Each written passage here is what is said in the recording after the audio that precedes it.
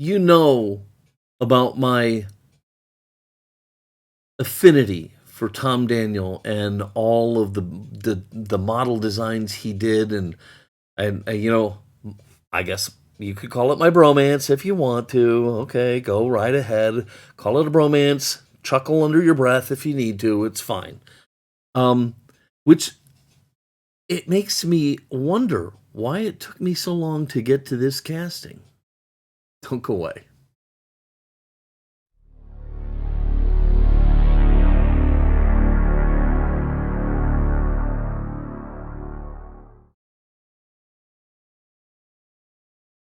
Hello, everybody, and welcome to Fat Guy Productions. I am Paul, coming to you, as always, from beautiful Las Vegas, Nevada. And why, oh, why did it take me so long to get to a Tom Daniel Paddy Wagon? Let's get to it. Okay, so I make no secret about my bromance with Tom Daniel. I think he's great. I emulated him as a kid. I wanted to design models like he's done.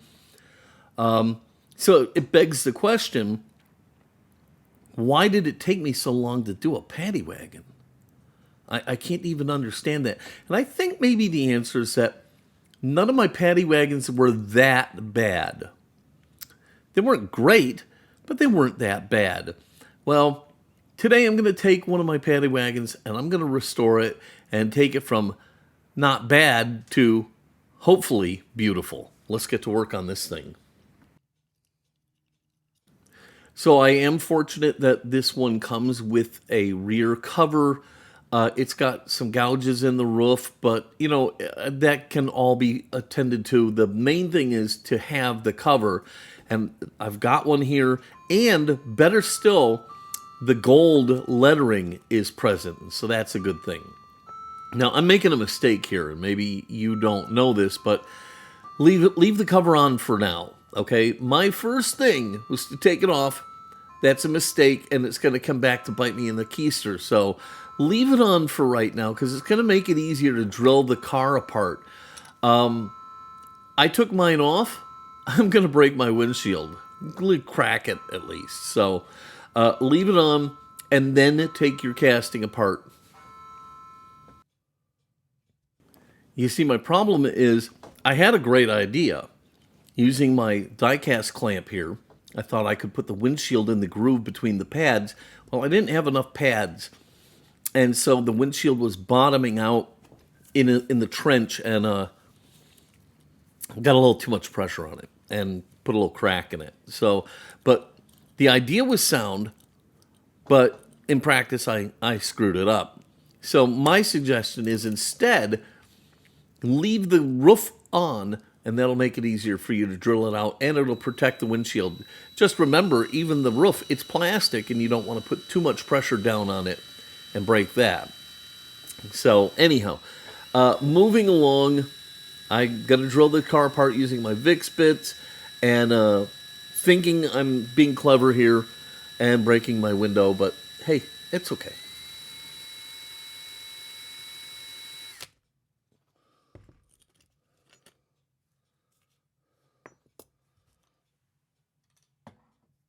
So I thought this was really neat that this is one of the few castings that actually has two colors of paint on it. They've got the blue paint on the outside, and then they've got a brown paint that looks almost like a Spectraflame brown for the interior and the back of the Paddy Wagon. The windshield attaches to that, the roof attaches to it also, and then all of that attaches to the body, which attaches to the base, and so on and so forth.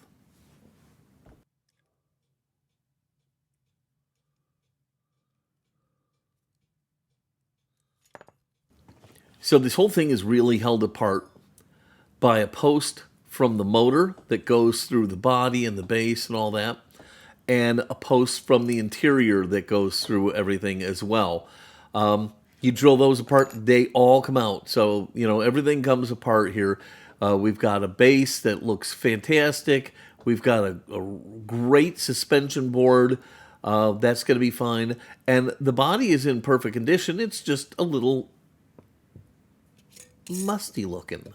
It needs a little help. So it's going to go into the stripper. Again, No warm liquid goo anymore. Breaks my heart. I wish we could still have the fantastic goo drop videos, but hey, look, not only can I not get the cool citrus strip, I can't even find the mason jars I use anymore. So I'm really going to have to rethink that whole procedure. Anyhow, while the car is soaking in the citrus strip, we can go ahead and start drilling out the post on the bottom of the engine and the post on the bottom of the interior.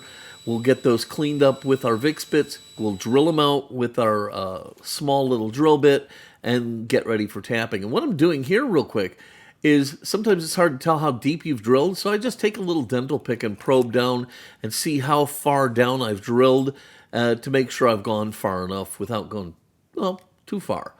Again, a little oil in the hole, and then I can take out my tap handle and tap the post, and we're in business.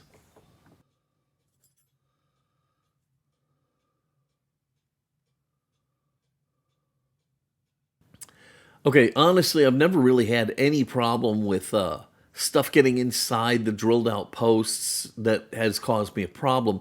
So putting the screw in early is really more about making sure that it's threaded properly and deep enough and that it's going to tighten everything up the way I need it to. I don't want to have to go back and futz with it later. So that's really the main thing. And then ancillarily, is that a word? Ancillary to that, or ancillarily, I don't know. I'm gonna have to look that one up. But secondary to that is keeping scamots out of the post hole, so I won't have to worry about them. Now, as to the suspension board, it was perfect. You know, all I had to do was swap out and put new wheels on. So I cut off the old wheels, and I'm just popping on some brand new deep dish chrome Redlines from Brightvision and getting those on there, and then that piece is completely done. I can set it aside. Now, taking sandpaper to any of your plastic parts, it's always a little bit of a frightening thing. But if you wet sand and use a very fine grit sanding sponge, I think I'm using 1,000, 2,000, 3,000 grit, something like that, really fine. And I'm just going to wet sand the roof to get rid of that big gouge that I had in the top. Yes, it's going to make the entire top look like crap. But thanks to Flitz, I'm going to be able to polish it and make it look spectacular. But I got to get that scratch out. And the only way to do that at this point is with a little bit of sanding.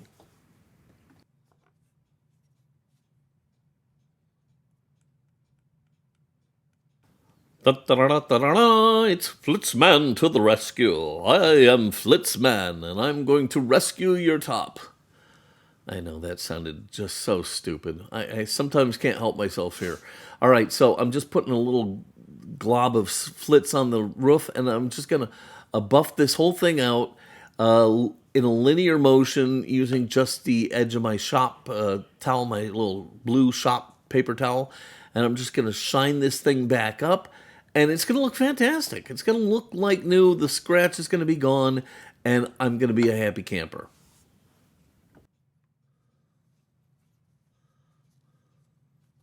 My base was in really nice shape, so I didn't need to do a lot to it. So I'm just taking some of the Flitz while I have it out.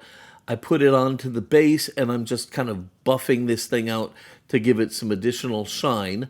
And, you know, just sometimes you don't need to do every little thing to every build you do, okay? You know, read the car. Give it what it needs. Look at this base. It's beautiful. I didn't have to kill myself on it. So just a little Flitz that's going to take care of everything I need there. But then, you know what I'm going to do next? I'm going to break out the Renaissance wax. That's right. Because the Renaissance wax will keep this base looking nice going forward. All you got to do, smear it in with your fingers, polish it off, and you're good to go.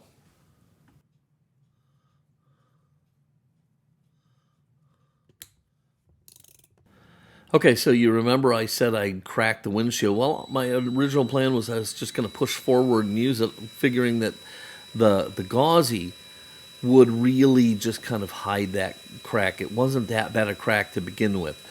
But then I realized I still had some other paddy wagons in varying conditions.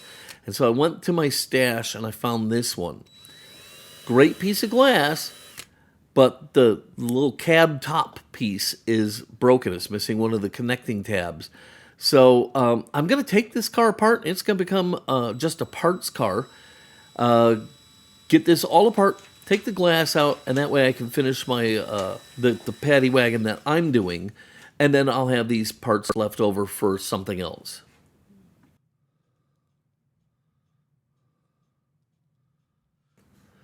Okay, so I've gone ahead and pulled the casting out of the citrus strip, and I've washed it down, brushed it down, and now we can get a look at it. It's in good shape. It's in fine shape, and because the paint that I'm going to use is opaque, there's not a lot of things I have to worry about. So if there's toning or whatever, it really doesn't matter. It's all going to get covered up in the end. I always brush out my cars. That helps unify things and make sure I get off any little flecks of paint that are still clinging to it. So I always brush my cars with the brass bristle brush. You know that. And then I can really see what I'm working with. And in this particular case, I'm trying to make a decision what color paint I want to use. Now, I've got this metallic blue from Tamiya. I thought that might be a nice little twist. And I looked at it, and it is pretty cool. But I don't know that that's what I really wanted to do here. I really kind of wanted to go straight up resto. So I'm thinking maybe no to this. Although I think for a future build, it could be cool looking. Instead, I'm just going to use this blue from Tamiya. It's really close to what was on the paddy wagon itself. And, it's going to keep things more original.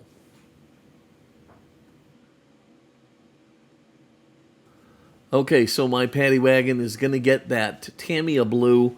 And as always, when I'm using the Tamiya paints, I'm going to cut it first with a little bit of my leveling thinner.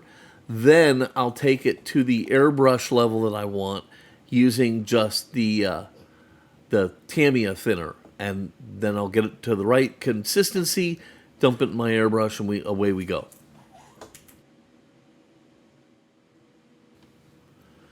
All right, and here we go. We put a little Tamiya fine primer on this casting, and now we can just go ahead and lay down our paint. And again, when I'm using paints like this, tack coat, medium coats, and then nice glossy wet coats to bring this thing home.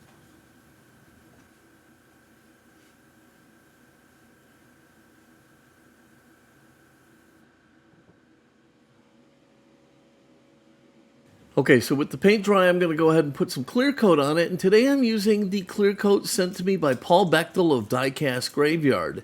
He went out and developed his own clear coat for our hobby. He sent me this this bottle of clear coat and the hardener. And then I'm going to use it in several projects that you're going to see. And I'll also do a standalone video on it and tell you what I think. But I really wanted to try it in different situations. So today we're going over Tamiya paint, and we'll see what happens with that. But I'm following his directions exactly. I'm using the exact mix ratio, and then I'm applying it the way I normally apply the clear coat. So we'll get that on. We'll get some clear coat laid down on my paddy wagon, let it dry, and we'll see what we have.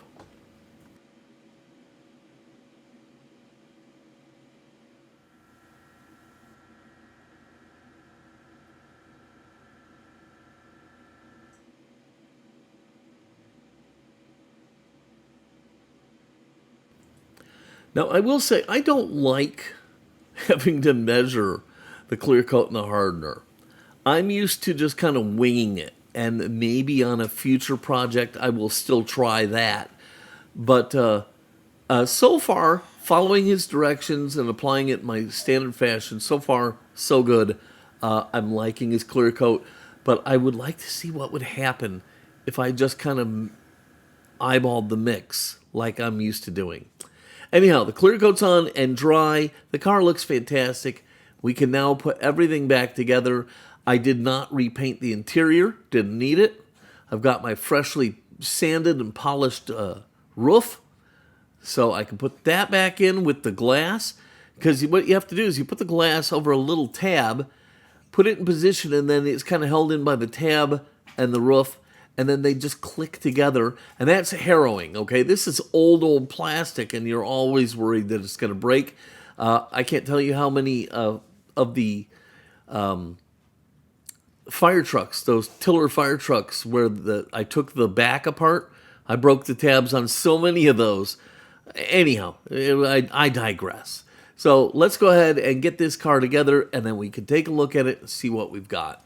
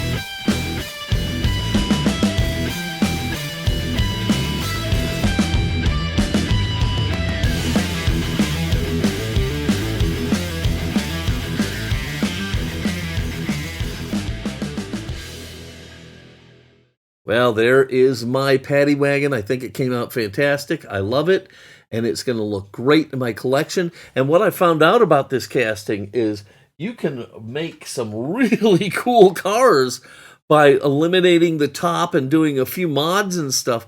You can make a pretty cool, like a beach pickup or something like that.